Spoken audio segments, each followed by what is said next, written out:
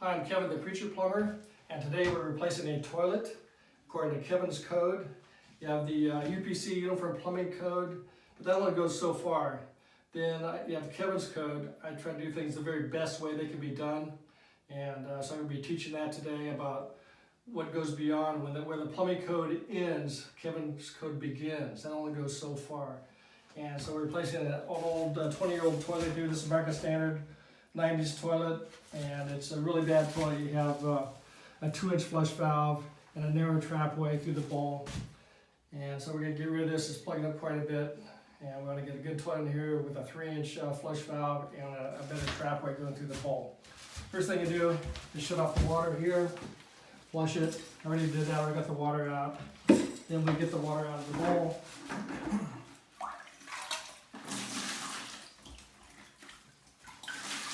Got to have the gloves for safety when you get the water out here.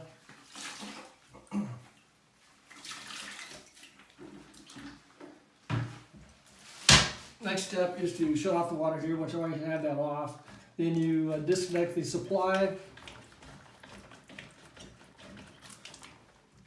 You have 6-inch channel locks. Got to use the proper tools when you do a job. Have the proper tools. 6-inch channel locks work really good on supplies. This was kind of close to the wall, so it's kind of difficult to do. Normally it's further out from the wall. And on supplies, what you do, you look at, you always want to usually replace them, but the rubber in here gets old, the rubber steel gets old. When the black comes off, you know it's old, it needs to be replaced when you have the black rubber coming apart. And next thing we do is take off these are 1/4-inch closet bolts. And you take off the nuts here.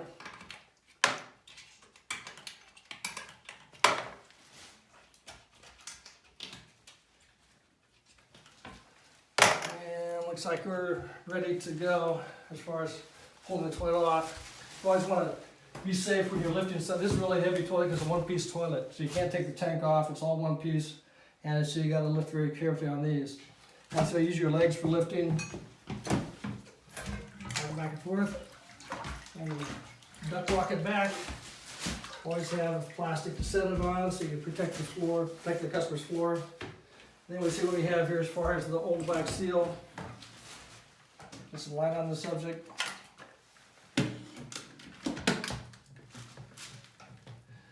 And then you can see where it's been leaking right here.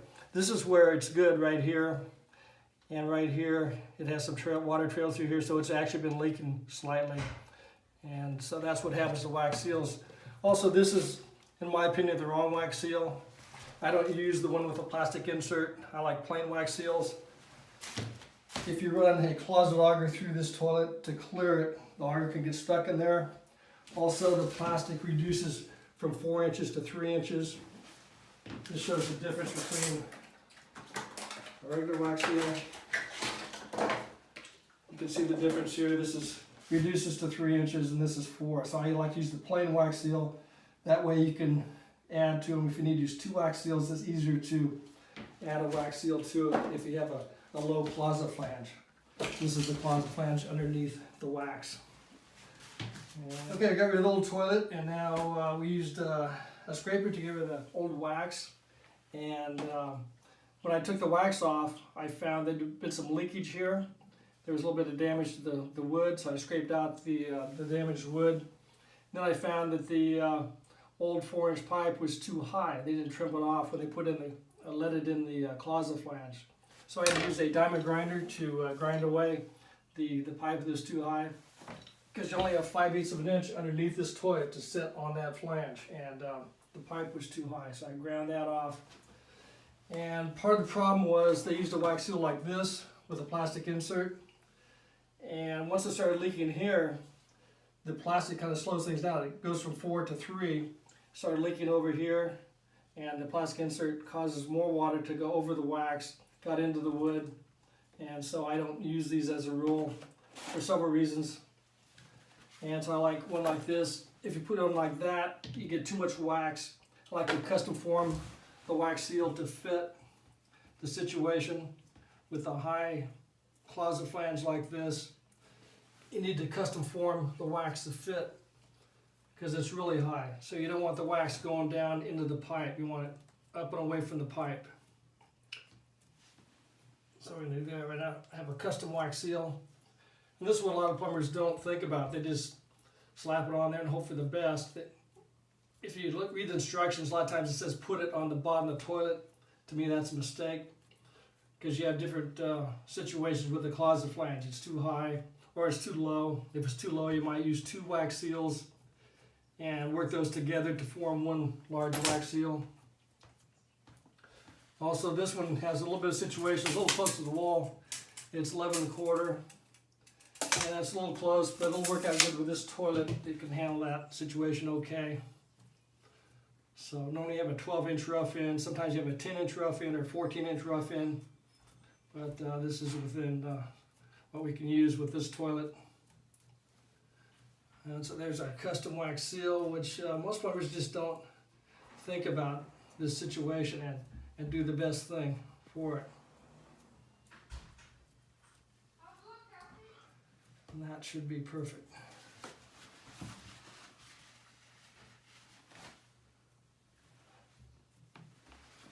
I use a little bit more wax.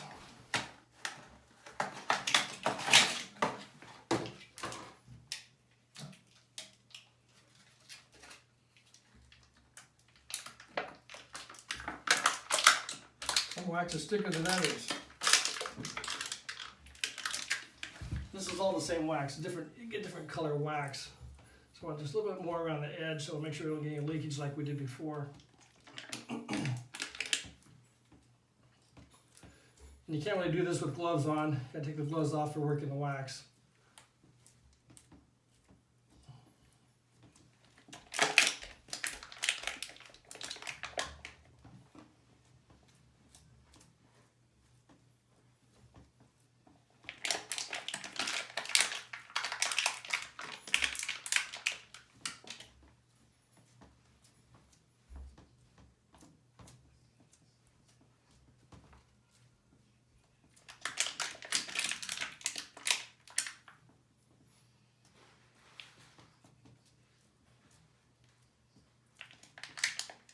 The floor is going to dry out okay. It's not too badly damaged, so.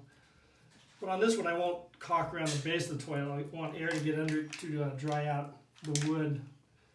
It's just a little bit damaged, not too bad. It'll dry out over time. There's your wax seal. That's perfect.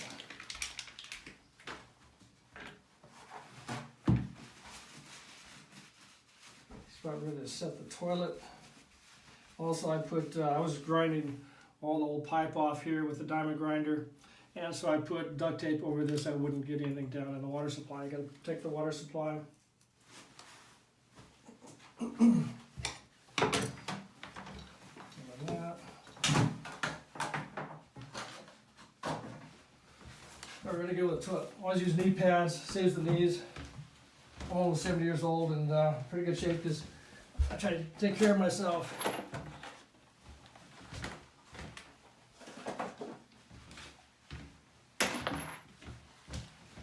And on the toilet, you always want to protect the floor. I have cardboard under everything so that it's easy to scoot around. You can slide it around without damaging the floor. And you use your legs when you pick it up. Check the bolts. Goes right on. Just straight down. You don't want to wiggle back and forth too much. You want to go pretty much straight down with it so you don't damage the wax seal. Light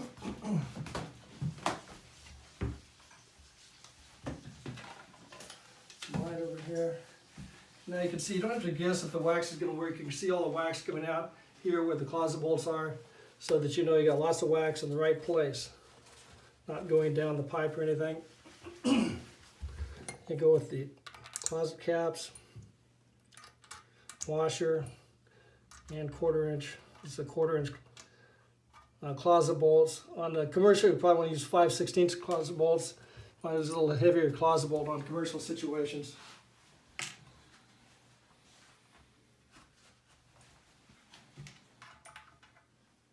Always want to make sure these are the right side up. A lot of people put them like that. You want to make sure that this will catch the cap.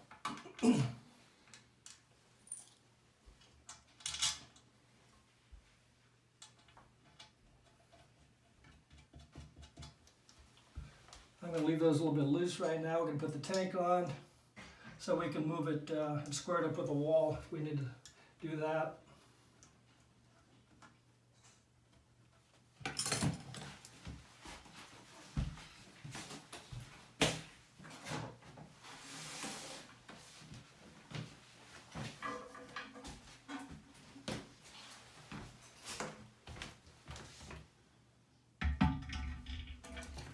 Always got to make sure your seals, everything's good down here. I double sealed. You have wash on the inside and outside the tank, so this is double sealed, so it cannot leak.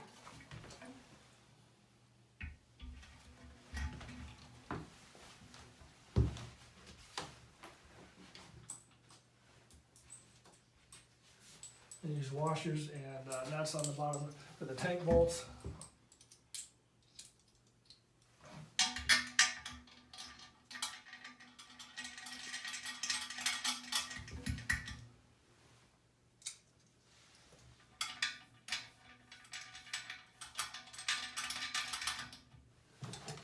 And get the right socket. You can use a socket or a wrench. Sockets are kind of handy. It's a 1/2 inch for the bolts, for the tank bolts. The closet bolts are use a 7/16 wrench, and this takes a 1/2 inch.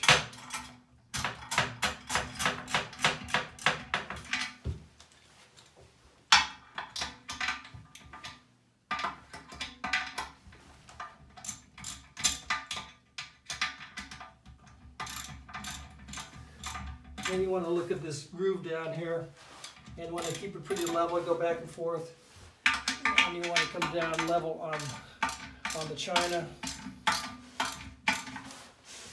And you don't want to over tighten, you can break china, so you want to keep an eye on it. That's how we're doing.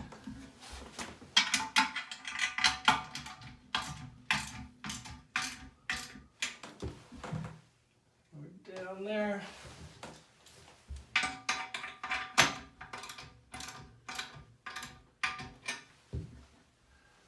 Pretty tight. We need to check for level.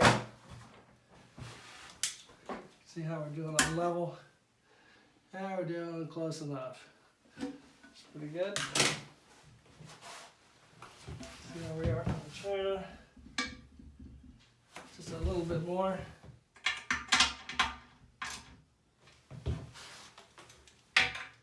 Just got not to over tighten. Just take it easy with the wrench. And next we go with the, go by the numbers. Kevin's going to do by the numbers. See if we're square with the wall. You go here, 9 inches. And need to come out. So you never want to, you just go back and forth with this so you don't damage the wax seal. So you kind of check where we're at on this. And we're to the corner. And we're looking pretty good.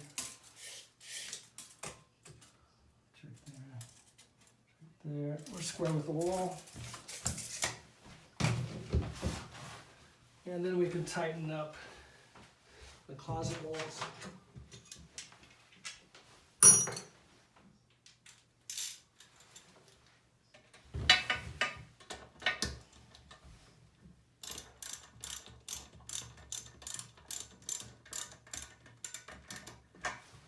Again, not too tight. China's fragile, so you don't want to too many pounds of torque on it.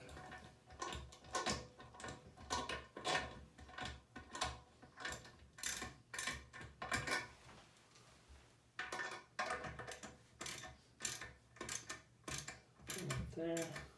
I've never broken a toilet yet, but I've heard of people that have, so you've got to be careful with the china. And it's going to be either a 12-inch or a 16-inch 3/8 by 7/8 supply. Looks like it's going to be a 12-inch.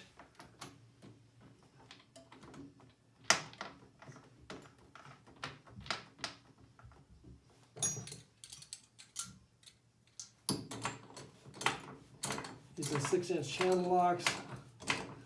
It's good to get in the habit of using the proper tools. A lot of people don't use the right tools. They just use whatever, and it just, if you want to be professional, you should use the right tool for the job. Should be 6-inch channel locks for that. And then you test the 7/8.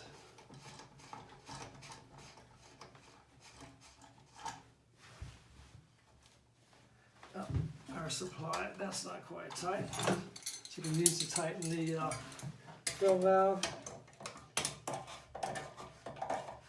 These are handy for a lot of jobs in plumbing. Fill valve is tight. Tighten up the 7/8.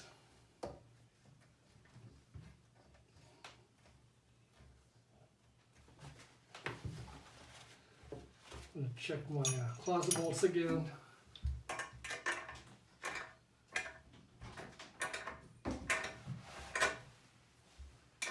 Using the 7/16 wrench.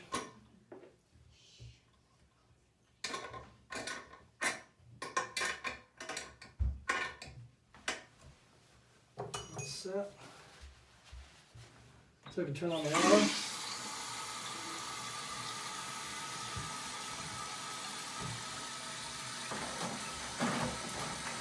Handy tool. It comes with American Standard toilets. It's got this wrench you can use right here. It's pretty handy on these. You can check that, the tightness. So I save these when I get an American Standard toilet. I get this for free, and it's pretty handy for most toilets. I do like the American Standard toilets quite a bit. The American Standard Cadet 3 toilet's a good toilet. It costs a bit more. But if you want a toilet that's really good for less money, I'd go American Standard Cadet 3 is a really good toilet. Now check the water supply. And this is adjustable. Right here you can adjust the water supply.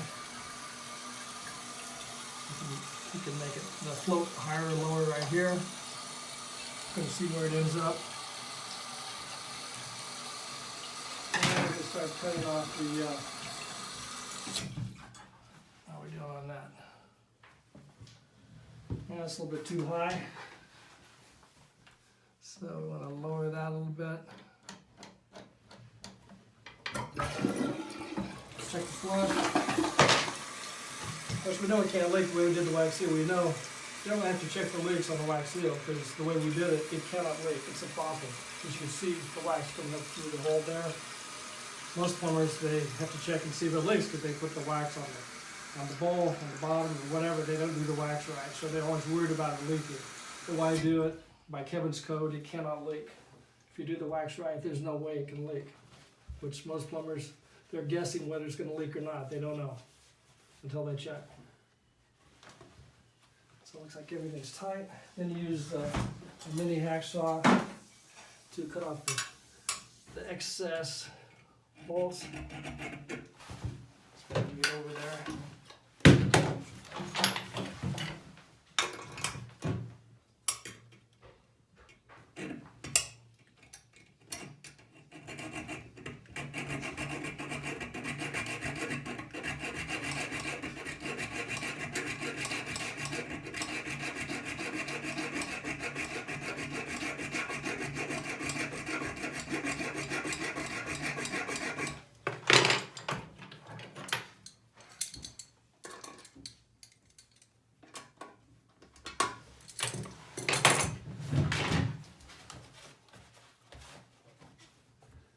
Snap on the cap. And then we check, last thing we do is you take a rubber shim and you see if it needs shims. So you go all around the toilet and see if it's setting down flush on the floor, and looks like it is. And that's only because I ground off the excess pipe sticking up. It was not setting, I tried it, was not setting flat on the floor until I ground off the excess cast iron pipe. So it's looking really good that way. And I won't do any caulking around here because we want the wood to dry out, so it needs to get air. So we're not going to caulk around the base. But if you do caulk, around the base of the toilet. It's best not to use silicone. I use acrylic urethane, kitchen bath, caulk. I don't use silicone because it's too hard to pull the toilet. If you need to pull it, it's too difficult. So you don't want to use silicone around the base of the toilet, which most contractors do that, but I don't recommend it because I have to pull the toilet to snake the line or whatever, and it makes it more difficult. Just have to put the seat on. And I think we'll just, that's the major stuff. Anybody can put a seat on. And that's how you install a beautiful Toto toilet. So check out my next video, and see you next time around.